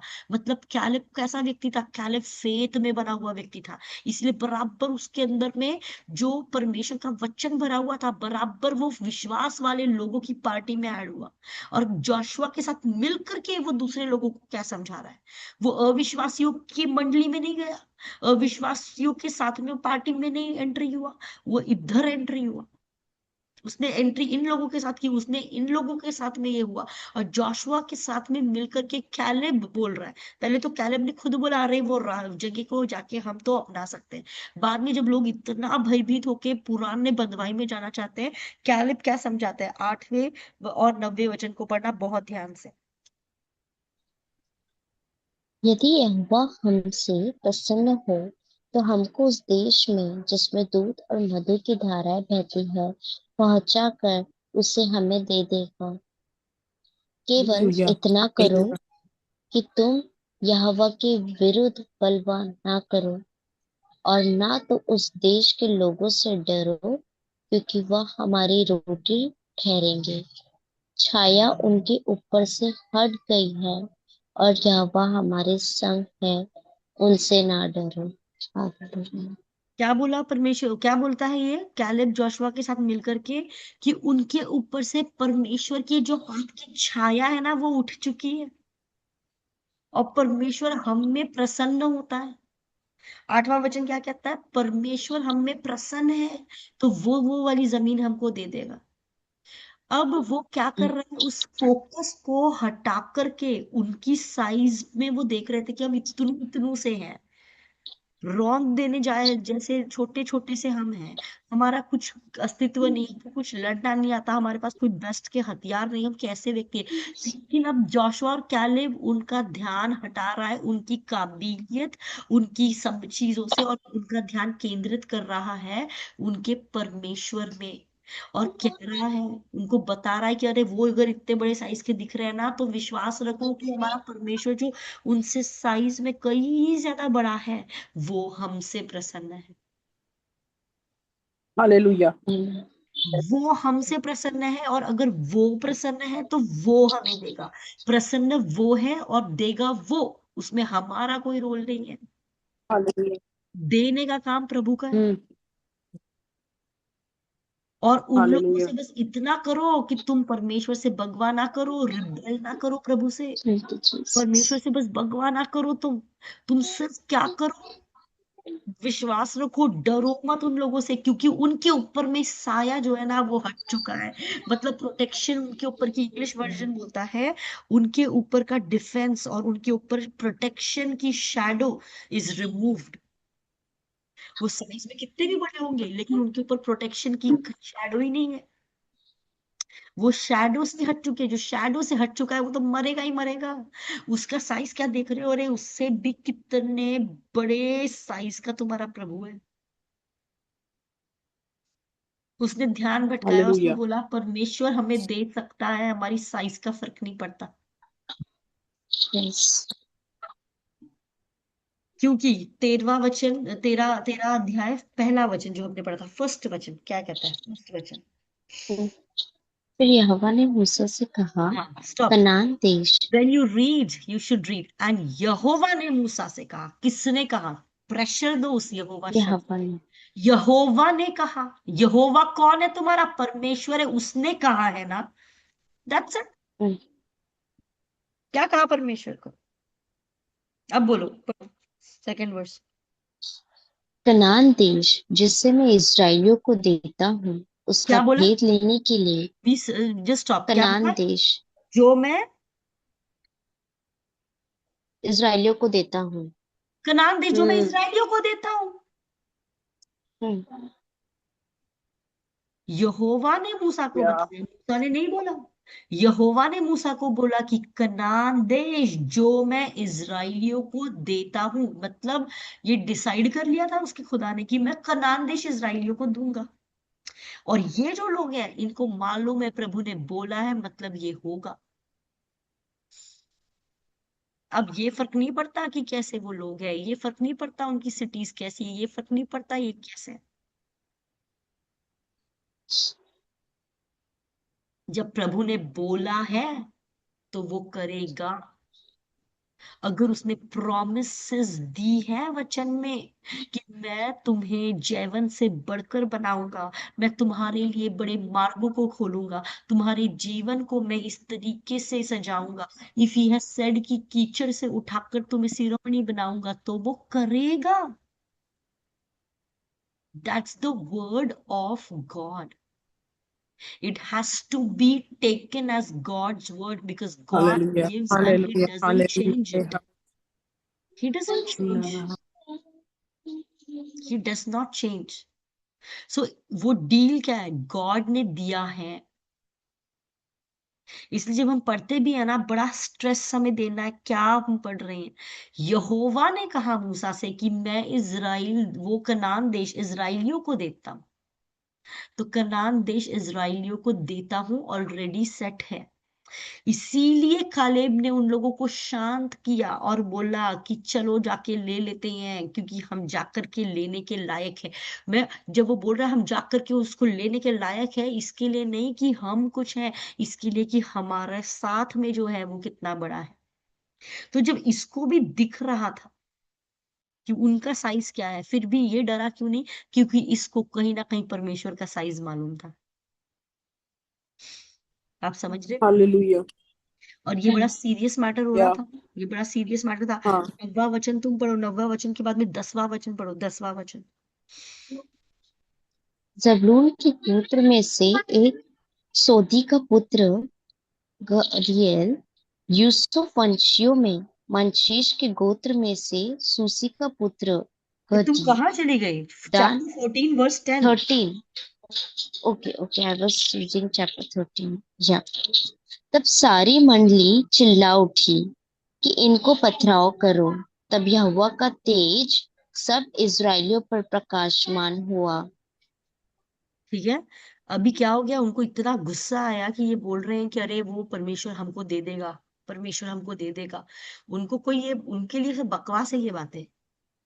उनके लिए ये सब बातें, ये जो 8वां और 9वां वचन पढ़ा ना, कि अरे परमेश्वर हमें इस देश में लाना चाहता है, परमेश्वर उस धरती में जो मिल्क और हनी से फ्लो करती है वो हमें देना चाहता है, प्रभु प्रभु के साथ तुम बगवा मत करो, परमेश्वर ने प्रोटेक्शन का हाथ उनके ऊपर से उठा दिया, ये बकवास है उनके लिए। और ऐसा बोल रहा है वो, ऐसे विश्वास की बातें बोल रहा है, तो वो लोग क्या बोल रहे हैं? सब लोगों ने क्या बोला मिलकर के? वापस पढ़ो 10वां वचन। तब सारी मंडली चिल्ला उठी कि इनको पथराव करो। तब इनको पत्थर यहोवा का मारो। तेज। क्या बोल रहे हैं? हम्म सारी मंडली चिल्ला उठी, इनको पत्थर मारो। पत्थर मतलब लिटरली पत्थरों को उठा उठा के मारो इनको। एंड जब पत्थर से मारा जाता था तो डेथ किया जाता था। तब तक वो मतलब मोसेस रुकते को नहीं है मारो। पत्थर मारने। मोसेस को नहीं, मोसेस ये जोशुआ। जो जोशुआ क्या नहीं, बोला जोशुआ और है? कैलेब बोल रहे थे, ये लोग जोशुआ और कैलेब लोग बोल रहे हैं ना। आपको नहीं मार, जोशुआ मुझे। और Caleb. What is hmm there in 9th word? कौन बोला 9वां वचन? कौन बोला? जोशुआ और कैलेब ने मिलकर कि के बोला, राइट? हाँ जोशुआ एंड हाँ। कैलेब बोल रहे थे, जोशुआ और कैलेब को बोल रहे थे कि क्या जोशुआ और कैलेब ने ये शब्दों को बोला, तो हम तुम्हें पत्थर से मारेंगे अभी, तुम ये बोल रहे हो तो। हम्म उनके लिए सिर्फ हम्म बकवास नहीं है वो बातें, उनके लिए इतनी घृणा वाली है वो बातें, कि उनको कि तुम्हारा मुंह बंद करने के लिए तुम्हारी जिंदगी ही तुम्हारे से ले लेंगे हम। Can you understand how hmm serious it is? हाँ। हम्म। एंड मतलब ये विश्वास। लोगों ने विश्वास की बातें बोली। हाँ। और जिसके विश्वास लिए की ये बातें बोली। फूलिशनेस है, जिसके लिए हम्म ये फूलिशनेस है, उसके लिए ये फूलिशनेस है। हम्म ये अभी भी बच सकते थे हाँ। अगर 8 और 9 सुनने के बाद भी सॉरी बोल के सही रास्ते चल पड़ते। यस। पर ये गलत रास्ता चूज किया। यस। फूलिशनेस है। क्यों? क्योंकि जो व्यक्ति का विश्वास नहीं है परमेश्वर पर, उनके लिए ये बातें हंसने लायक है, हंसी का पात्र है, फालतू बातें, बकवास है। इतना बड़ा वो लोग मूसा के साथ में लाल समंदर 2 भाग होके उसमें से निकल के आए हुए लोग हैं ये, और इन लोगों को ये विश्वास की बातें फालतू लग रही है। और उनका जो साइज उन्होंने देख के आया, वो साइज के वजह से, वो लोगों को देखने की वजह से ऐसे डर गए वो लोग, कि वो बोल रहे हैं इनको पत्थर मार के इनको मरवा देते हैं। मतलब समझो कि विश्वास की भाषा अगर तुम बोल रहे हो और तुमको कुछ और बोला जा रहा है तो कोई बहुत बड़ी बात नहीं है। विश्वास की बातें बोलना बड़ा रिस्की मैटर होता है, रिस्क है, लोग तुम्हें हंसेंगे, लेकिन वो हम्म। कौन है हंसने वाले? वो विश्वासी नहीं होते। अरे वो ये तो प्रभु वाले लोग थे, आप प्रभु में ही होते हैं अविश्वासी भरे हुए बहुत। और इसीलिए विश्वास is the risk that you have to take in God. कुछ समझ नहीं आ रहा, अगर आंखों से देखा गया तो कुछ भी नहीं है देखने लायक। बट अब परमेश्वर ने भी तो बोला था उनको बताना कि वो लोग वीक है कि वीक है कि स्ट्रांग है। पूछा तो था मूसा ने, देख के आओ। हम्म। अब इस वचन को हिंदी में मुझे नहीं पता कैसे, 32 वाला वचन, 32 वाला वचन को तुम हिंदी में पढ़ना है, I will read it to you in, and then prabhu you read it in English. Hmm. 13 का 32। 14 verse 32 13 का कि 32। 13 verse। हम्म। ओके। और उन्होंने इस्राएलियों के सामने उस देश की जिसका भेद उन्होंने लिया था ये कहकर निंदा भी की कि वह देश जिसका भेद लेने को हम गए थे ऐसा है जो अपने निवासियों को निगल जाता है, और जितने पुरुष हमने उसमें देखे वे सबके सब बड़े डील डॉल के हैं। ठीक है, उन्होंने क्या बोला? उस देश की उन्होंने निंदा की, this is the word that Hindi में बोला गया है, लेकिन एक्चुअल जो एक्चुअल हिब्रू और ग्रीक बाइबल है उससे जो इंग्लिश में ट्रांसलेट हुआ, इट्स नॉट दैट। उन लोगों ने उस देश की निंदा की, मतलब उन्होंने, निंदा is not the right word, मतलब उन्होंने उस देश को तुच्छ बताया, ऐसा ही बताया गिरा हुआ देश है। No, that's not what it means. वो इंग्लिश में पढ़ो तुम। 13 verse 32, right? Yes. And they gave the children of Israel a bad report of the land which okay, they stop. had spied out. Yeah, they gave the children of Israel a bad report of the land. Hmm. One translation says कि वो report जो वो लिखे आए वो bad report थी, दूसरा English का ट्रांसलेशन बोलता है the report that they brought about the land was an evil report. Oh. Bad report, evil report, अगर तुम इसी को इंग्लिश में पढ़ोगे तो बोले कि जो लैंड उन्होंने लेके देखा वो लैंड का एक इविल रिपोर्ट और एक बैड रिपोर्ट लाया।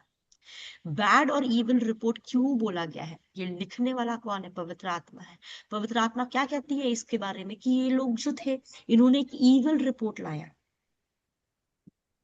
इविल रिपोर्ट, अरे भाई हम क्या इविल रिपोर्ट ला रहे हैं? तुमने हमको बोला बताओ कि वो लोग स्ट्रांग है या वीक है, हमने बताया स्ट्रांग है, क्या है इविल इसमें? जैसा दिख रहा है वैसे बोल रही है, क्या है इविल इसमें, क्या है बैड इसमें अगर आप बोलोगे? If you think like that, if you feel that. पवित्र आत्मा कहता है, ये देख जो लेखक है हमारी बाइबल का, उसके अनुसार जो कुछ भी तुम परमेश्वर के वचन के विरुद्ध देख करके बोलते हो वो इवन और बैड होता है,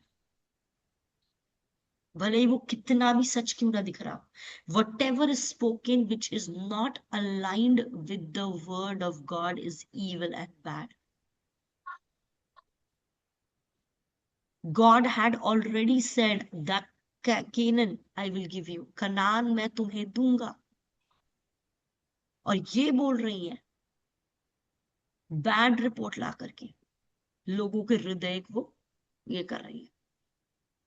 एंड इसीलिए जो कुछ भी वो रिपोर्ट दे रहे हैं वो भले ही कितना भी सच क्यों ना दिखता हो लेकिन वो वचन के विरुद्ध है। और जो कुछ भी, क्योंकि जो दिखता है ना वो टेम्पररी है, लेकिन जो वचन है वो अटल है। जो अटल वचन के विरुद्ध में दिखता है इसी, लेकिन वो हमें बोलना नहीं है, अगर हम उसको बोलते हैं वो ईविल कहलाया जाता है। कैलेब को भी तो दिख रहा था ना, कैलेब ने क्या किया? मल्टीपल रियलिटीज थे, मतलब गए तो मारे भी जाएंगे, गए तो हमारी बीवी बच्चे अनाथ हो जाएंगे, ये होगा वो होगा, लेकिन कैलेब ने बेस्ट चीज, उसने बोला कि क्या होगा, वो हमें मिल जाएगा, हम उसको ले पाएंगे। और वो चीज उसने अलाइनमेंट विद द वर्ड बोली, परमेश्वर के वचन की अलाइनमेंट में, सेम लेवल पे बेस्ट आउटकम उसने मुंह से निकाला। लेकिन ये लोगों ने भले ही जो दिख रहा है वही बताया, लेकिन क्या बताया? जो कि अलाइन विद द वर्ड नहीं था। मतलब परमेश्वर क्या चाहता है कि उसके बच्चे क्या बोले, उसके बच्चों ने बोलना चाहिए वो चीज जो उनका परमेश्वर कहता है। और वो कब होगा? आपके हृदय में जो भरा रहेगा वही होगा। अब ये बीत जाती है, बातें बीत जाती है, ये हो गया, एंड इसकी आगे की स्टोरी अब इंटरेस्टेड हो तो पढ़ लेना अपने टाइम पर। अब चलते हैं हम जोशुआ की किताब में। Go to the book of hmm. Joshua, go to the book of Joshua, go जैसे टू चैप्टर 14, 14वें वचन में जाए, 14वां चैप्टर में जाएंगे। Book 14 verse 14 verse 7। ओके। जब यहोवा के दास मूसा ने मुझे इस देश का भेद लेने के लिए कादेश बिन से भेजा था, तब मैं 40 वर्ष का था और मैं सच्चे मन से उसके पास संदेश ले आया। ओके, ठीक है, द सेम थिंग। ओके, अब समझने की कोशिश करो। ये 40 साल बीत चुके हैं, 40 साल के बाद में कैलेब क्या कर रहा है? पुरानी मेमोरी को ला रहा है ना, पुरानी मेमोरी को ला रहा है, और वो किसके पास में आया? जोशुआ के पास में आया, और जोशुआ के साथ में बातें कर रहा है, और जोशुआ के साथ बातें कर रहा है, और क्या बोल रहा है कि उस टाइम पर जब मूसा ने हमें भेजा था कादेश बार्निया से स्काउट करने के लिए, लैंड को देखने के लिए भेजा था, तब मैं कितने साल का था? मैं 40 साल का था उस समय पर, बता रहा है, ठीक है। उसके साथ एक बहुत इंपॉर्टेंट बात करता है, वो हिंदी में ठीक से नहीं आया, उसको इंग्लिश में पढ़ना, सेम वर्स को वापस पढ़ना इंग्लिश में। 14 verse 7।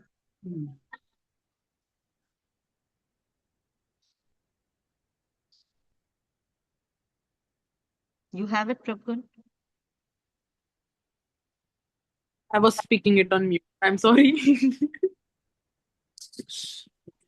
I was 40 years old when Moses, the servant of the Lord, sent me from Kadesh Barnea to scout the land of Canaan, and I brought a report back to him as it was in my heart. यहाँ पर एक secret बताया उसने. Report back to him as it was in my heart. उसने report लाया था. ठीक है, वो क्या बता रहा है? मैं वहां गया था और मैंने रिपोर्ट लाया. कैसी रिपोर्ट लाया उसने? Hmm. What kind of report he brought? ऐसी रिपोर्ट लाया मैं जो मेरे हृदय में थी. अरे भाई, तुझे तो देखने के लिए बोला था ना वहां पे. तू देख के नहीं लाया रिपोर्ट? नहीं, वो देख के नहीं लाया रिपोर्ट. वो रिपोर्ट क्या लाया? जो उसके हृदय में थी. उसके हृदय में रिपोर्ट ऑलरेडी थी.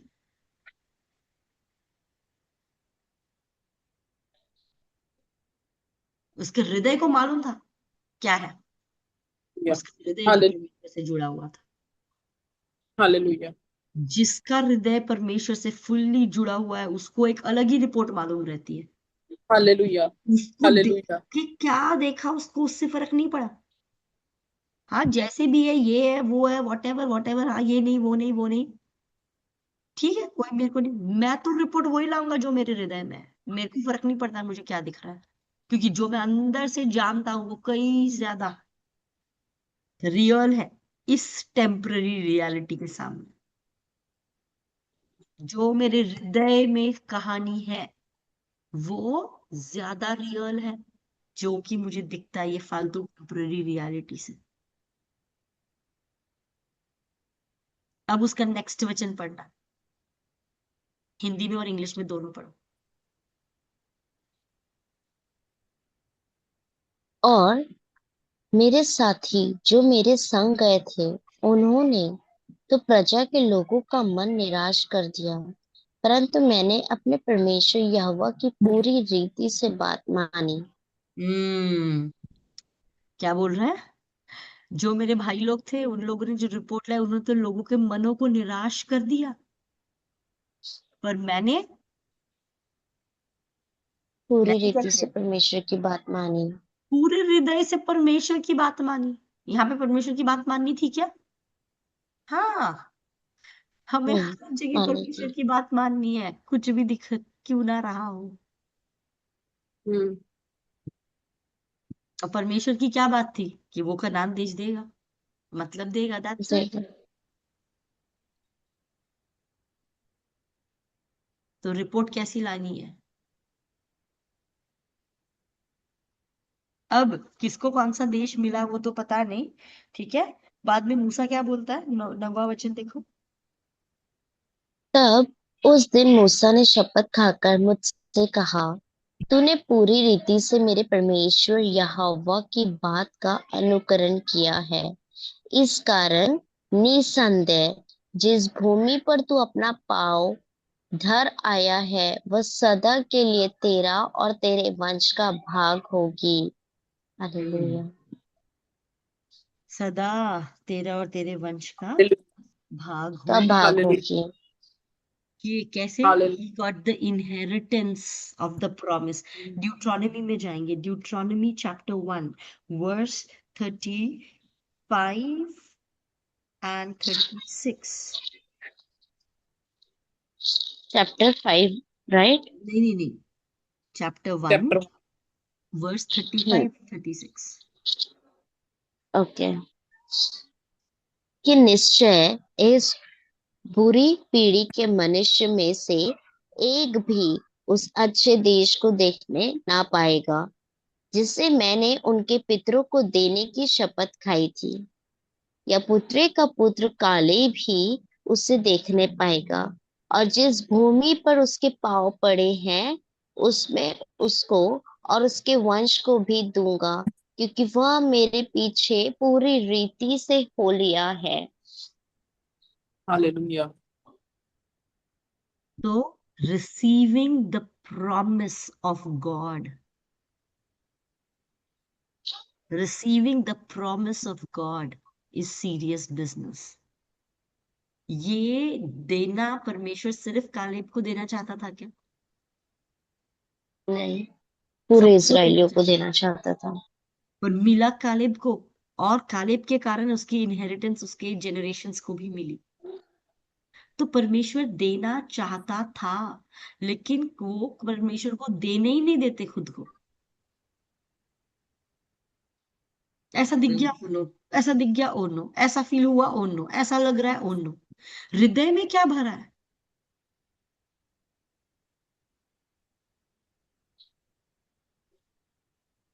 दिखने से हमें नहीं करना है। पहला कुरिन्थियों 1 उसका 8वां।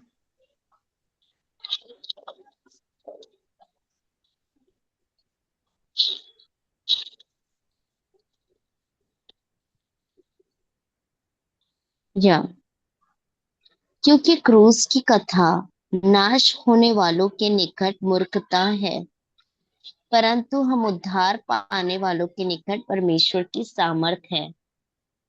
Hallelujah.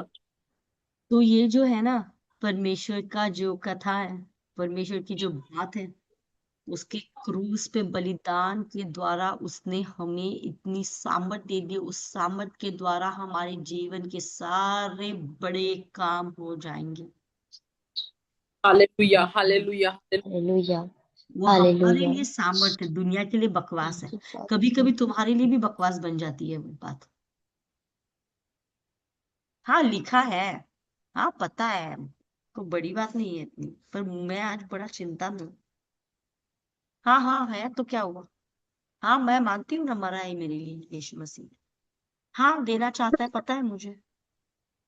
पढ़ तो रही हूँ मैं उसके हिसाब से, प्रेयर तो कर रही हूँ मैं, मेरे को मालूम है, पर फिर भी क्या?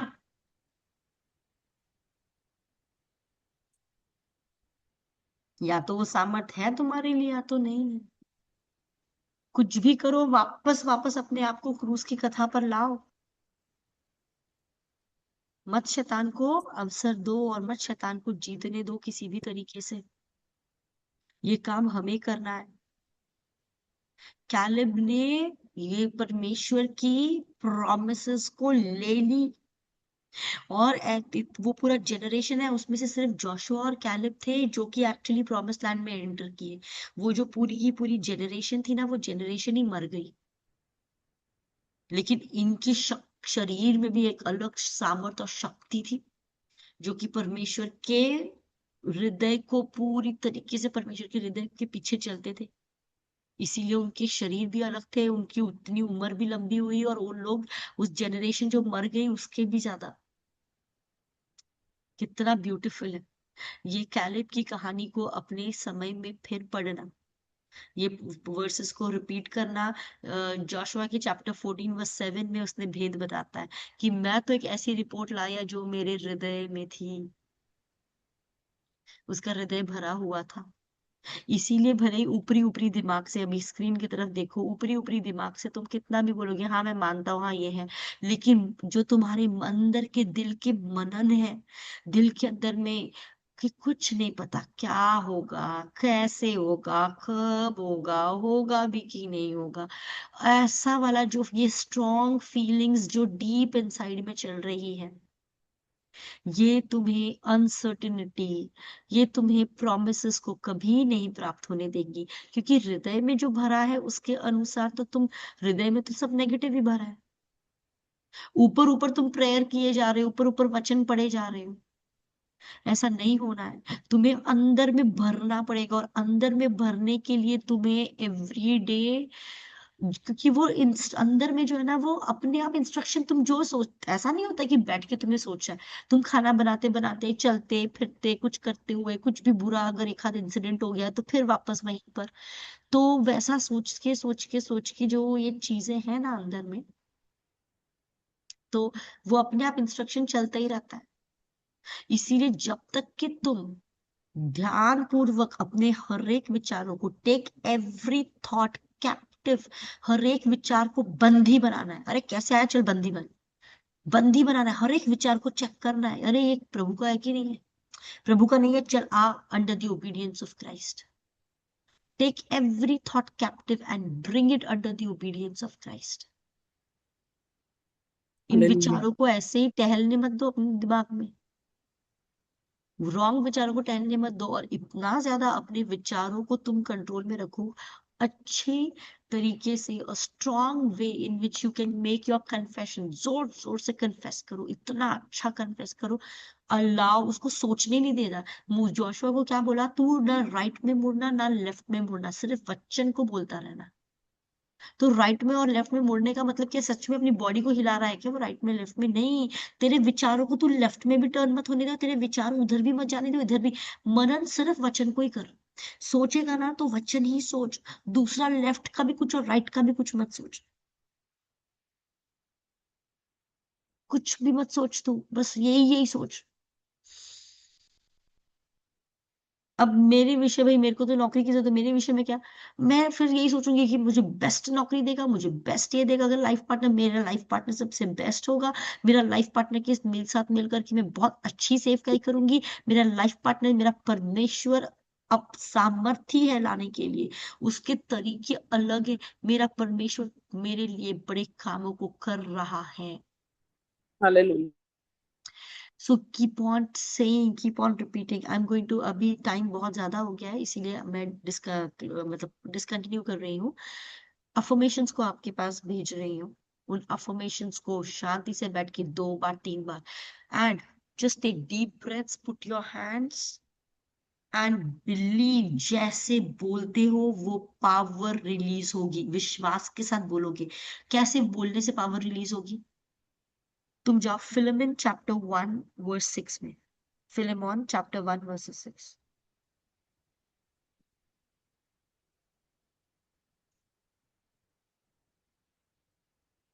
Yeah, 1 verse 6, right? हाँ, स्लोली पढ़ना। हाँ, Yeah.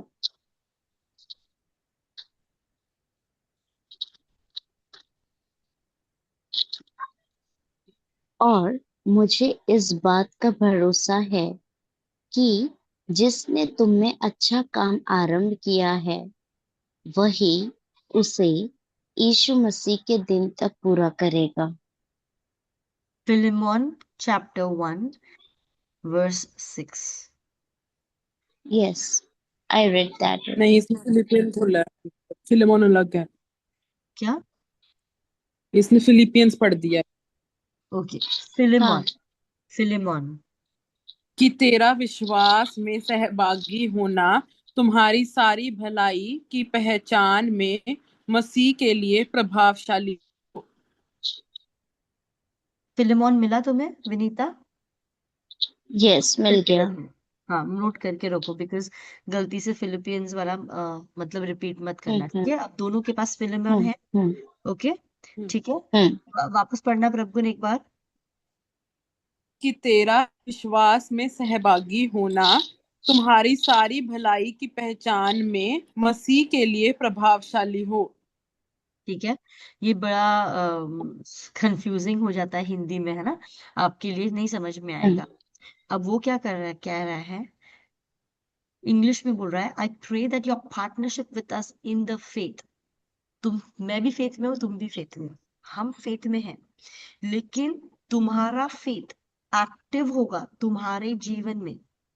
ये डिपेंड करता है कि कितनी बातों को तुम अपनाते हो। मतलब फॉर एग्जाम्पल, मसीह ने जो तुम्हारे जीवन में कार्य किए हैं, जो अच्छी बातें मसीह ने तुम्हारे जीवन में दी है, जो सामर्थ दिया है, जो काम करने की ताकत दी है, जो शक्ति दी है, ये सारी चीजें तुम्हारे जीवन में एक्टिवेट होंगी या इफेक्ट में आएंगी, है ना?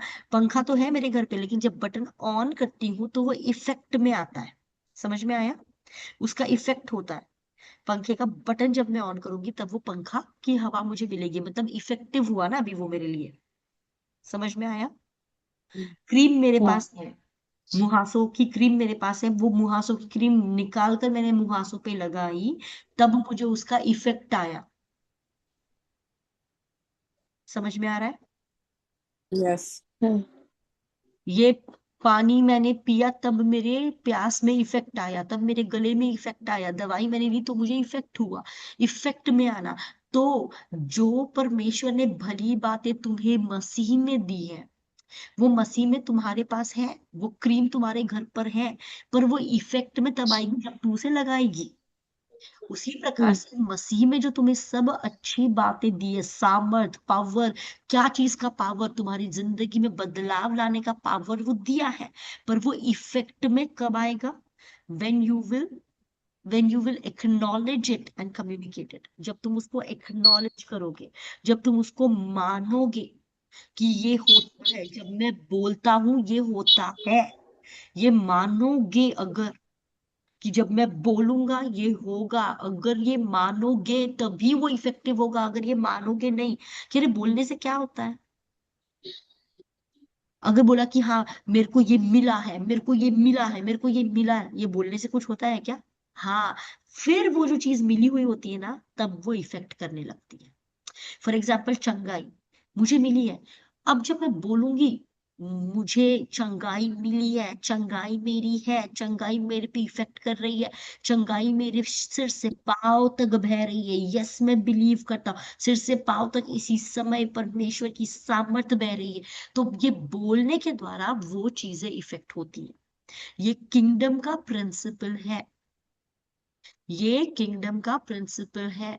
जो चीजें बोली गई हैं, जो चीजें बोली गई हैं कि परमेश्वर ने आपको दी है, वो चीजें जब आप अपने लिए उन्हें बिलीव करके, सत्य मानकर उन्हें जब अपने मुंह से बोलोगे, वो इफेक्ट में आएंगी, वो इफेक्ट में आएंगी। मेरे जीवन पर परमेश्वर की प्रॉस्पेरिटी वर्क करती है, परमेश्वर स्वर्गीय भंडारों से मेरी जरूरतें पूरा करता है, मेरे हाथों के कामों को ब्लेस करता है, मेरे घर के खत्ते सारे भरे रहते हैं, और मेरे पास कभी किसी चीज की कमी घटी नहीं होती। वो मुझे सुखदाई झरनों के पास बिठाता है, और मेरी सांत्वना करता है, और मेरे सिर पर तेल मलता है। ये बोलते हैं ना, तो वो इफेक्ट में आता है। समझ में आया?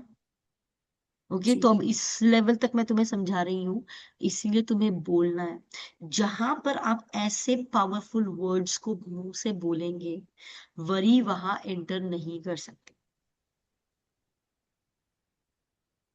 आप समझ रहे हो? जी अपना यस। कीमती लाइफ का एक एक दिन शैतान को अवसर नहीं देना है। अभी मैं ग्रुप पे डाल रही हूँ, अभी आप 2-3 लोग यहाँ पर हो, तो आप लोगों को तो चलो ये चीज समझ में आ गई, अभी आप जिस फीलिंग से बोलोगे वो अलग होगा, और जो बाकी के जो लोगों ने आज मिस किया है सपोज क्लास, वो लोग बोलेंगे तो उन्हें वो इतना इससे बोल पाएंगे क्या? उनको पता है क्या? नहीं बोल पाएंगे। समझ में आ रहा है? क्योंकि जब आपको पता रहता है कि ये इफेक्टिव होता है, अच्छा तब ये काम करता है, हाँ ये तभी काम करता है जब उसको एक्नॉलेज करके बोलते हो। वैसे मैंने बताया ना, सैल्वेशन सबके लिए है, लेकिन उस बता सिर्फ मन में विश्वास नहीं, मुंह से बोलना है, अंगीकार करना है। तो जो मुंह से अंगीकार करते हैं सिटीजन्स, ठीक है, तब ये देखो मैं अभी यहाँ पर डाल रही हूँ।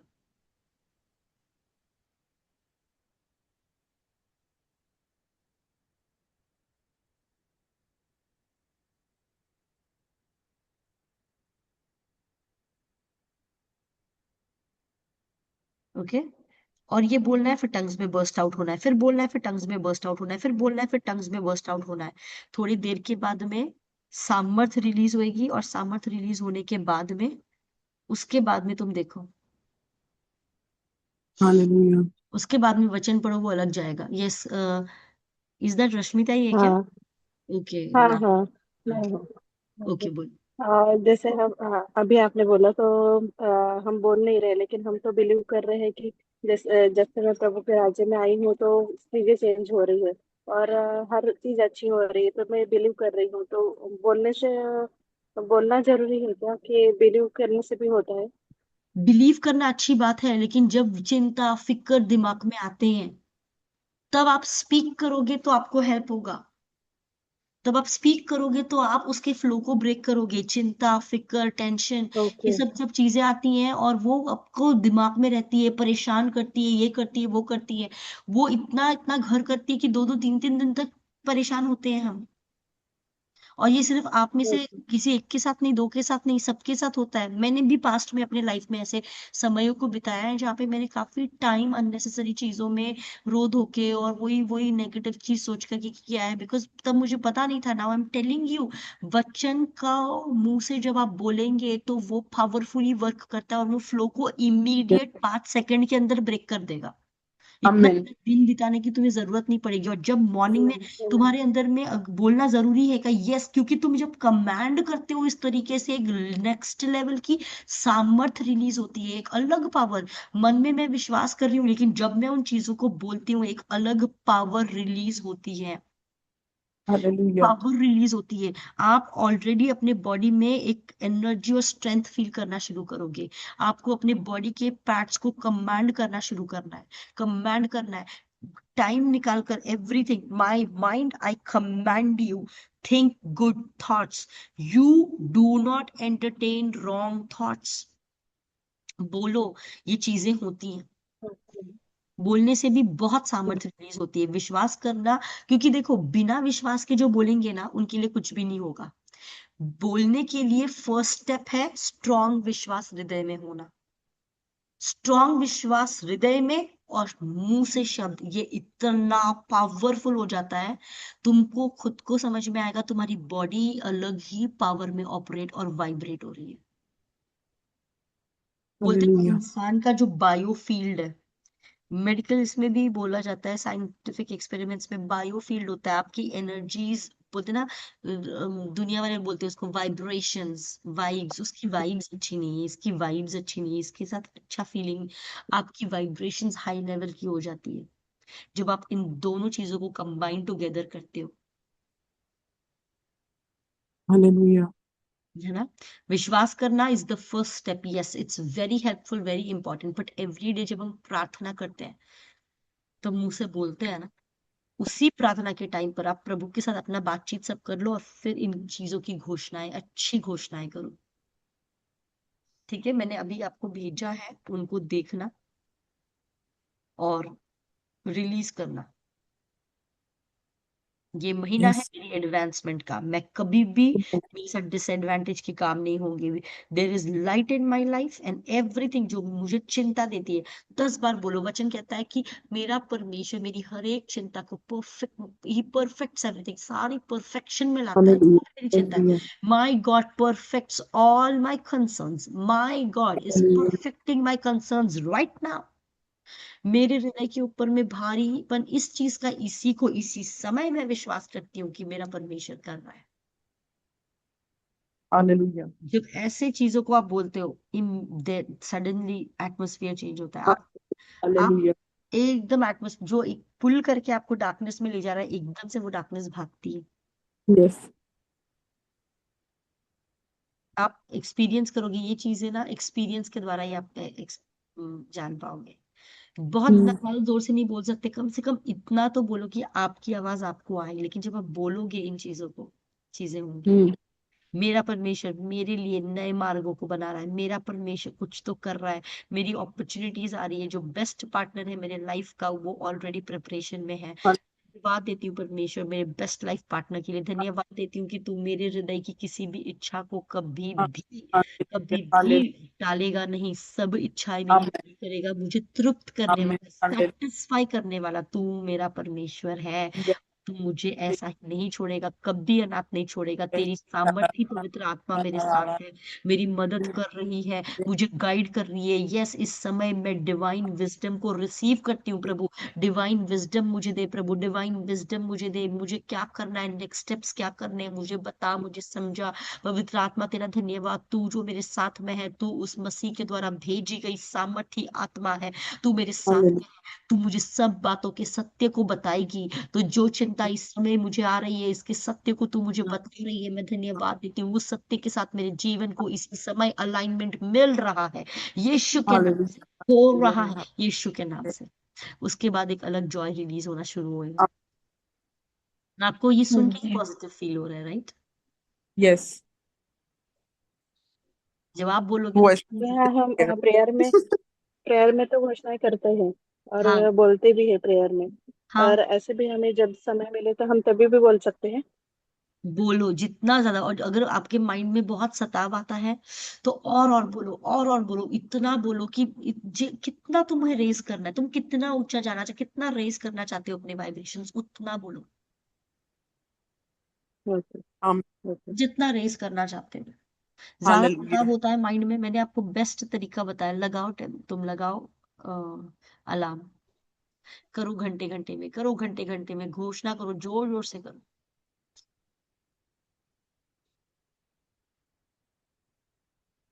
है ना? Yes. How much you want to do, the way in which you want to do, you can do it.